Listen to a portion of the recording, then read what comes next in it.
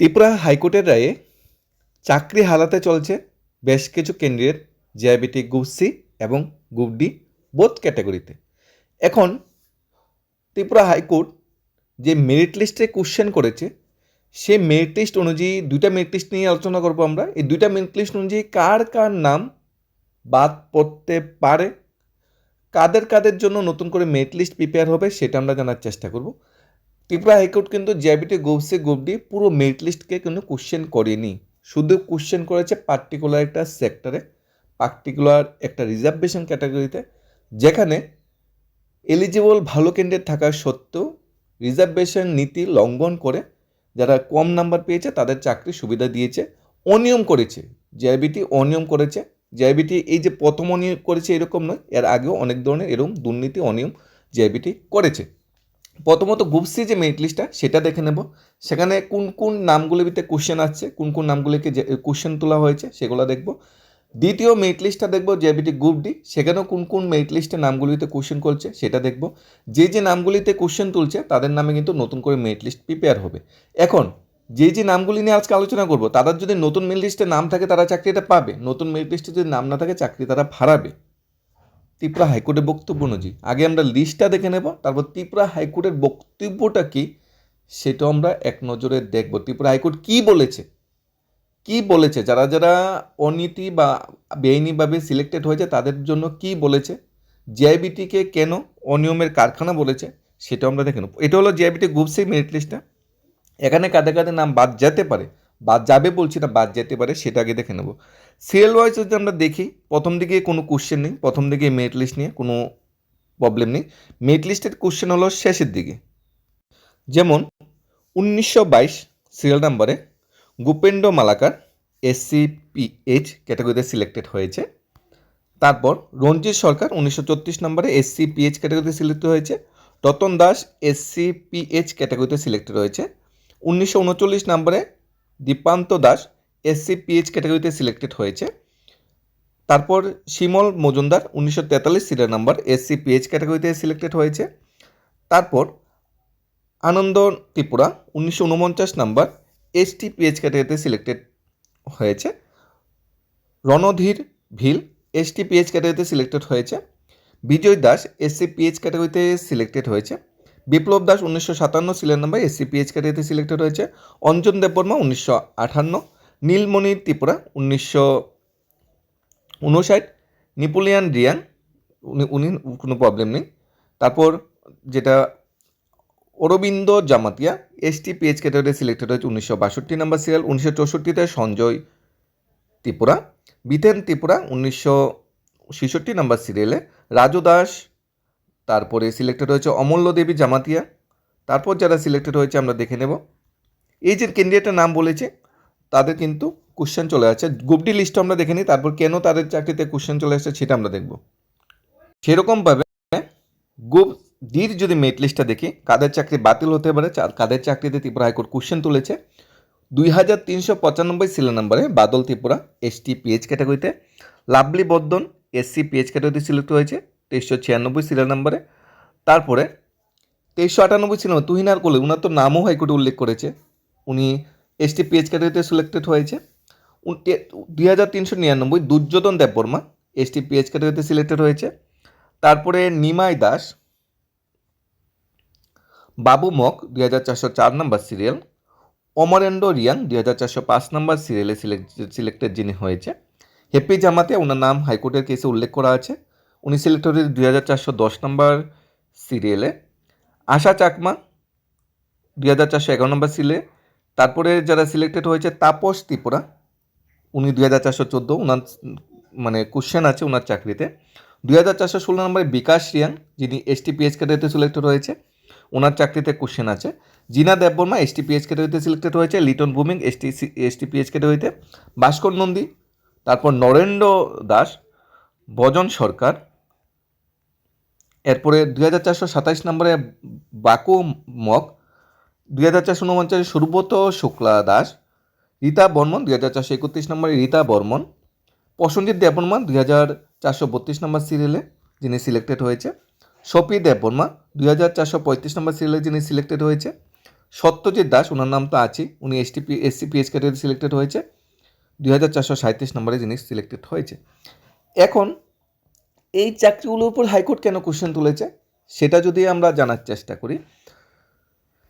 Reservation দুই রকমের হয়, একটা ভার্টিক্যাল রিজার্ভেশন আর একটা হরাইজন্টাল রিজার্ভেশন। যেটা হয় ভার্টিক্যাল রিজার্ভেশন, যেটা হয় এসসি এসটি পিএইচ ক্যাটাগরি ক্যান্ডিডেটের জন্য এই রিজার্ভেশনটা সেখানে ফলো আপ করা হয়। কীভাবে ফলো আপ করা হয় সেটা যদি আমরা জানার চেষ্টা করি, ইউআর ক্যাটাগরিতে প্রথমে যারা বেশি নাম্বার পাবে সবাই ইউআর ক্যাটাগরিতে সিলেক্টেড হয়ে যাবে। এসটি যাই হোক, সেটা ভার্টিক্যাল রিজার্ভেশনের ফলো এটাই, ত্রিপুরা সরকার বা সেন্ট্রাল গভর্নমেন্ট যেটা ফলো আপ করে ভার্টিক্যাল রিজার্ভেশনে। তাই সেই নিয়ে কোনো কোশ্চেন নেই, সেই রিজার্ভেশনে কোশ্চেন নেই। কোশ্চেন হলো যারা ব্যাচ মার্ক ডিজেবিলিটি, যারা দেখুন লোকোমোটর আছে, কেউ ভিজুয়াল ইমপ্রুভমেন্ট আছে, কেউ হেয়ারিং প্রবলেম আছে, কেউ লোকোমোটর ডিজেবিলিটি আছে, বিভিন্ন ডিজেবিলিটি অনুযায়ী লো ভিশন, কেউ চোখে কম দেখে, কানে, মানে বিভিন্ন সমস্যা নিয়ে যে বিশেষভাবে সক্ষম যারা ব্যক্তিদের, তাদের রিজার্ভেশনটা তৈরি করা হয়। সেই রিজার্ভেশনটা কিন্তু হরাইজন্টালি হয়, অর্থাৎ সেখানে যারা বেশি মার্কস পাবে তারা ইউআর ক্যাটাগরিতে সিলেক্টেড হয়ে, যাদের কম মার্কস পাবে তারা এসসি এরকম নয়। সেখানে কিন্তু শুধুমাত্র যারা একদম বিশেষভাবে সক্ষম ব্যক্তিরা, যারা ডিজেবিলিটি ক্যান্ডিডেটরা আছে, একমাত্র তারাই এখানে সিলেক্টেড হবে। সেখানে এসসি এসটি কোনো ক্রাইটেরিয়া নেই। ত্রিপুরা হাইকোর্ট কী বলেছে, এসসি এবং এসটি পিএইচ ক্যাটাগরিতে যারা সিলেক্ট, আবার বলে দিচ্ছি, এসসি পিএইচ এবং এসটি পিএইচ যারা ক্যাটাগরিতে যারা সিলেক্টেড হয়েছে তাদের জন্য আবার নতুন করে মেরিট লিস্ট প্রিপেয়ার করতে বলেছে। হাইকোর্টের রায়টাও আমরা দেখে নেবো, আমরা নিজে তো বানিয়ে কিছু বলছি না, হাইকোর্টের রায়টাও আমরা দেখে নেবো। এসসি পিএইচ এবং ST pH both category, GRBT group D হোক, জিআরবিটি গ্রুপ সি হোক, যেরকম দেখি 2396 নাম লাভলি বন্ধু এসসি পিএইচ, জিআরবিটি অফিসিয়াল ওয়েবসাইটে মেরিট লিস্টটা আছে, লিঙ্ক আমরা ডিসক্রিপশন দিয়ে দেবো, সেই মেরিট লিস্টটা সবাই ডাউনলোড করতে পারবে। তোমরা দেখবে মেরিট লিস্টটা ডাউনলোড করার পর যে ক্যাটাগরিতে শেষের দিকে বিশেষ করে থাকবে এসটি পিএইচ আমরা বলেছি এসটি পিএইচ যারা আছে, তাছাড়া এসসি পিএইচ যারা আছে তাদের উপর কিন্তু কোশ্চেনটা তুলেছে এখানে এসটি পিএইচ এবং এসসি পিএইচ সবাই দেখে নিতে পারবে। এই ক্যাটাগরিতে যারা সিলেক্টেড হয়েছে তাদের উপর কোশ্চেন তুলেছে, তাদের জন্য আবার নতুন করে মেরিট লিস্ট প্রিপেয়ার করতে হবে। অর্থাৎ বিশেষভাবে সক্ষম যারা ডিজেবিলিটি ক্যান্ডিডেট আছে, কেউ হেয়ারিং প্রবলেম, কেউ ভিজুয়াল প্রবলেম, কেউ লোকোমোটর প্রবলেম, যারা বিভিন্ন ক্যাটাগরিতে যারা সিলেক্টেড হয়েছে তাদের জন্য নতুন করে আবার মেরিট লিস্ট প্রিপেয়ার করা হবে। জিআইবিটিকে এই নির্দেশ দিয়েছে ত্রিপুরা হাইকোর্ট আগামী 4 মাসের মধ্যে। এখন কোশ্চেন হলো, আমি যে বললাম নিমাই দাস 2401 নম্বর, ওনার চাকরি বাদ হয়ে যাবে। উত্তর হলো উনি এসসি পিএইচ, উনি রেকমেন্ডেশন হয়েছে কী হয়ে কী হিসেবে ভিত্তি করে উনি এইচআর পিএইচের কোটা খেয়ে নিয়েছে। এইভাবে তো হবে না, এখানে তো সেই রিজার্ভেশন নেই। আরও লিস্ট আছে, যেরকম 2414 শেপেজ আমাদের, ওনার তো নামও আছে লিস্টে, এসটি পিএইচ ক্যাটাগরিতে উনি সিলেক্টেড হয়েছে। এখন কথা হলো, হেপে জামাতে পেয়েছে 44.557 নাম্বার।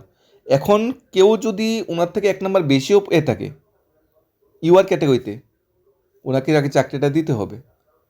জিআইবিটি কী করেছে, হেপি জামাতিয়াকে চাকরি দিয়েছে, কিন্তু যদি যারা কেস করেছে তাদের চাকরিটা দেয়নি, কারণ তারা ইউআর ক্যাটাগরিতে। ত্রিপুরা হাইকোর্ট বলেছে না, বিশেষভাবে সক্ষম ব্যক্তিদের জন্য ইউআর এসসি এসটি এইভাবে আলাদা করা তো সম্ভব নয়, লিস্ট অনুযায়ী চাকরি দিতে হবে, যারা কোয়ালিফাই তারা চাকরি দিতে হবে। আমরা হাইকোর্টের রায়টা একটু যদি বিশেষ ভালোভাবে একটু পর্যালোচনা করি তাহলে জিনিসটা বুঝতে হবে। জাস্ট আমরা দেখে নিচ্ছি একটু। এখানে যেমন 14 নম্বর পেজে স্পষ্টতই উল্লেখ করা আছে, 14 নম্বর পেজের 24 নম্বর পয়েন্টে যদি আমরা দেখি, সবগুলো পয়েন্ট আমরা কালকে আলোচনা করেছি। জয়জিৎ চৌধুরী যিনি পিটিশনার, তিনি বিশেষভাবে সক্ষম ব্যক্তি, 49.78 পেয়েছে, কিন্তু তিনি ইউআর ক্যাটাগরিতে। সেখানে তো বিশেষভাবে সক্ষম বা পার্সোনাল ডিসেবিলিটি ইউআর ক্যাটাগরি এখানে করাটা উচিত হয়নি।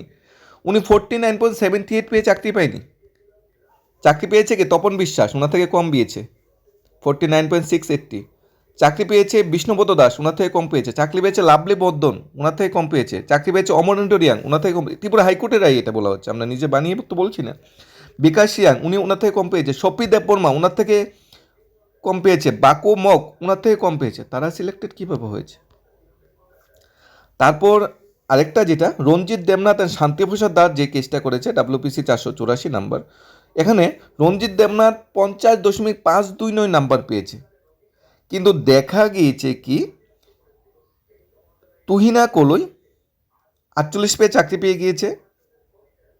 বাদল ত্রিপুরা 49.15 চাকরি পেয়েছে, ওনার থেকে কম পেয়ে চাকরি পেয়েছে। দুর্যোধন দেববর্মা 48.328 পেয়ে চাকরি পেয়েছে। হেপি জামাতিয়া উনি 44.557 পেয়ে চাকরি পেয়েছে। বাকুমক 46.273 পেয়ে চাকরি পেয়েছে। সেখানে কিন্তু কোশ্চেনটা তুলেছে। রাজেশ চৌধুরী যে কেসটা করেছে উনি উনি যে টোটাল মার্কস পেয়েছে ওনার থেকে কম মার্কস পেয়েছে বাকুমক, স্বপ্রিত বর্মা, প্রসেনজিৎ দেববর্মা, ওনার থেকে কম মার্কস পেয়েছে। কোশ্চেনটা এখানেই তুলেছে, এখানে কোশ্চেনটা তুলেছে যে এই রিজার্ভেশনটা ভার্টিক্যাল রিজার্ভেশন এখানে করা হয়েছে, যেটা হরিজন্টাল রিজার্ভেশন হবে, অর্থাৎ 500 যারা আছে বেঞ্চমার্ক ডিসেবিলিটি ক্যান্ডিডেট যারা আছে তাদের জন্য ইউআরএসসি এসটি ক্যাটাগরি নেই, তাদের জন্য তাদের লিস্ট অনুযায়ী মেরিট লিস্ট প্রকাশ হবে। এখন এই মেরিট লিস্ট আবার প্রকাশ হবে। প্রকাশ হওয়ার পর যারা যারা সিলেক্টেড হয়েছে তাদের নাম, মানে যারা যারা অলরেডি চাকরি করছে বা জেআইবিটি গ্রুপ সি গ্রুপ ডিতে সিলেক্টেড হয়েছে তাদের নাম থাকতেও পারে, নাও থাকতে পারে। এখন হাইকোর্ট কি বলেছে, তাদের চাকরি যাবে কি যাবে না, হাইকোর্ট সে বিষয়ে স্পষ্টত কি বলেছে সেটা আমরা দেখার চেষ্টা করি। তিনোটা কেসে হাইকোর্ট আলাদা করে এখানে বলে দিয়েছে, কি বলে দিয়েছে আমরা জানার চেষ্টা করি। এখানে সবচেয়ে প্রথম যেটা কেস করেছে 3 রিট পিটিশনার নাম্বার 694, 784 এবং 785 নাম্বারে যারা কেস করেছে তাদের ক্ষেত্রে কি বলেছে, if any person is are found not eligible to B selected who is earlier শোন সিলেক্টেড ইন, যদি কোনো পার্সন নতুন মেরিট লিস্ট অনুযায়ী সিলেক্টেড না হয় কিন্তু আগের যে লিস্ট সেখানে সিলেক্টেড অলরেডি চাকরি করছে, অলরেডি অ্যাপয়েন্টমেন্ট পেয়ে গিয়েছে, স্টেট গভর্নমেন্টকে বলেছে নেসেসারি স্টেপ নেওয়ার জন্য for cancellation his or appointment after observing due procedure. এখানে ডাইরেক্ট বলে দিয়েছে ক্যান্সেলেশন হবে চাকরিটা, ডাইরেক্ট এখানে বলে দিয়েছে। কি বলেছে, এসসি পিএইচ এবং এসসি এসটি পিএইচ ক্যাটাগরিতে যারা চাকরি পেয়েছে তাদের নতুন করে মেরিট লিস্ট প্রিপেয়ার হবে। তো আগের লিস্টে যারা চাকরি পেয়েছে তারা যদি নতুন লিস্টে নাম না থাকে তাদের চাকরি অ্যাপয়েন্টমেন্ট ক্যান্সেল হতে পারে। স্টেট গভর্নমেন্টের কাছে দুইটাই রাস্তা আছে, নতুন করে মেরিট লিস্ট প্রিপেয়ার করতেই হবে। অলরেডি 4 মাসের সময় দিয়েছে, প্রত্যেকটা 4 মান্থের সময় দিয়েছে। এখন 4 মান্থের মধ্যে মেরিট লিস্ট প্রিপেয়ার করা হবে, নতুন করে এসসি পিএইচ এসটি পিএইচ কোনো থাকবে না। পার্সোনাল যারা ডিসেবিলিটি ক্যান্ডিডেট আছে বিশেষভাবে সক্ষম ব্যক্তির জন্য মেরিট লিস্ট প্রিপেয়ার হবে। এখন ওই মেরিট লিস্টে যদি নাম না থাকে যারা অলরেডি চাকরি করছে তো তাদের চাকরি বাদ, 1 নম্বর। 2 নম্বর, স্টেট গভর্নমেন্ট ইচ্ছে করলে কিছু ভ্যাকেন্সি বাড়াতে পারে, বাড়িয়ে তাদের চাকরিটা বাঁচাতে পারে। জেআরবিটি কী ধরনের দুর্নীতি করেছে আমরা আগেও দেখিয়েছি। গোসের ক্ষেত্রে টেকনিক্যাল নন টেকনিক্যাল যেটা পোস্ট আছে দুইটা একসাথে করে নিয়েছে, একসাথে জগাজি করেছে, সেই মেরিট লিস্টটা ধাক্কা খেয়েছে। 430 জন আবার চাকরি দিতে হয়। জেআরবিটি 1 নিয়ে যে কেসটা চলছে তাই অলরেডি বেরিয়ে গেছে। এখন আবার সেই ধরনের ভুলটা এখানে আবার জেআরবিটি করেছে। ত্রিপুরা সরকার রুলস রেগুলেশনই ফলো আপ করেনি। ত্রিপুরা সরকার সংরক্ষণ নীতিতে যে রুলস রেগুলেশন মেনে করেছে সেটা ফলো আপ করেনি। জেআইবিটি নিজের মতো করে সাজিয়ে রুলস রেগুলেশন বানিয়ে নিয়েছে, সেটার উপর কোশ্চেন তুলেছে।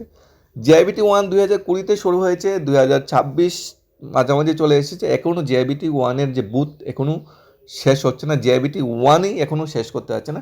টিপিএসসি তো এরকম চাকরি দেয়, টিপিএসসি চাকরির ভিতরে এত কোশ্চেন তো থাকে না। টেটের মাধ্যমে চাকরি পাচ্ছে, যারা পাচ্ছে পাস করছে চাকরি পেয়েছে, কোনো কোশ্চেন তো উঠছে না। জেআইবিটি এমন কী ধরনের বড় একটা বোর্ড, এমন কী ধরনের বড় একটা রিক্রুটমেন্ট বডি, যারা কী ধরনের মানে সারা বসে আছে যে তারা রুলস রেগুলেশন ফলো আপ করে চাকরি দিতে পারছে না, সেখানে বারবার কোশ্চেন আছে। আরও কেস আছে জেআইবিটির বিরুদ্ধে, একটা দুইটা কেস নয়, আরও কেস আছে। ভবিষ্যতে আরও নতুন ধরনের জেআইবিটির বিরুদ্ধে বেরোতে পারে। এখন জেআইবিটি বোর্ড যদি জেআইবিটি 1-কে সাজিয়ে গুছিয়ে না তুলতে পারে, জেআইবিটি 2-র ভ্যাকেন্সি কীভাবে আসবে? জেআইবিটি 2-র জন্য আমরা যারা ওয়েট করছি আমাদের অপেক্ষার অবসান কবে হবে? আদৌ অপেক্ষার অবসান ঘটবে কি না তার উপর বিরাট বড় কোশ্চেন। জেআইবিটির নিজে 1 যেটা সেটাকেই সাজিয়ে তুলতে পারছে না, 1 নিয়ে এত ধরনের দৌড়চাপ খাচ্ছে। ওয়েটিং লিস্টের কোনো ব্যবস্থাপনা ছিল না, ঠিক আছে মেনে নেওয়া যায়, ওয়েটিং লিস্ট আইনি দিক আছে, জেআইবিটি দিতে পারবে না, টিপিএসসিও দিচ্ছে না ওয়েটিং লিস্ট, মেনে নেওয়া যায়। তাহলে কি সংরক্ষণ নীতিটাও কি ঠিকঠাকভাবে যাচাই করবে না? সেখানে কি সেই পরিমাণ শিক্ষিত লোকও নেই যে সংরক্ষণ নীতিটা যাচাই করবে? এখন যারা নতুন করে চাকরি পাবে তাদের জন্য কংগ্রেস অভিনন্দন থাকবে। যদি কারো চাকরি চলে যায় তাহলে এর দায়িত্বটা কে নেবে? ত্রিপুরা সরকার নেবে? জেআইবিটি বোর্ড নেবে? চাকরি পাওয়ার পর চাকরি চলে যাওয়ার যে দুঃখটা একমাত্র 10,323 বলতে পারবে। সেখানে 10,323 শিক্ষকের কি কোনো ভুল ছিল? 10,323 শিক্ষকের তো কোনো ভুল ছিল না। শিক্ষক ছিল সরকারের, শিক্ষক ছিল শিক্ষা দপ্তরের। এখনও যে ভুলটা হবে, ভুলটা কার? ভুলটা হবে জেআইবিটির, ভুলটা হবে ত্রিপুরা সরকারের। কিন্তু যদি কারো চাকরি যায় যদি কারো চাকরি, আমি বলছি না যাবে, যদি কারো চাকরি বাতিল হয়, জেআইবিটি বোর্ডের কি কোনো লস হবে? ত্রিপুরা সরকারের কোনো লস হবে না? মন্ত্রিসভা কোনো লস হবে? যারা চাকরি পেয়েছে তাদের চাকরিটা লস হবে না? তাদের চাকরির কোশ্চেন তুললাম না? এখানে তো ক্লিয়ারলি জেআইবিটি ক্লিয়ারলি এখানে পয়েন্টে এ বি লাস্টে যে পয়েন্টগুলো আছে 20 নম্বর 21 নম্বর যে পয়েন্টগুলো আছে এখানে বলে দেওয়া হয়েছে, এখানে ক্লিয়ারলি বলে দেওয়া হয়েছে, needless to say in this process also if any person is her found not eligible in the selected who are earlier shown selected in the related selection list herein he is already appointed, যে earlier merit লিস্টে যারা selected হয়েছে যারা already appointment পেয়ে গিয়েছে, state গভর্নমেন্টকে বলেছে necessary step নেওয়ার জন্য for cancellation of his their appointment after observing due procedure. State গভর্নমেন্টকে বলা হয়েছে ক্যান্সেলেশন করার, মেরিট লিস্ট অনুযায়ী তারা চাকরি না পায়।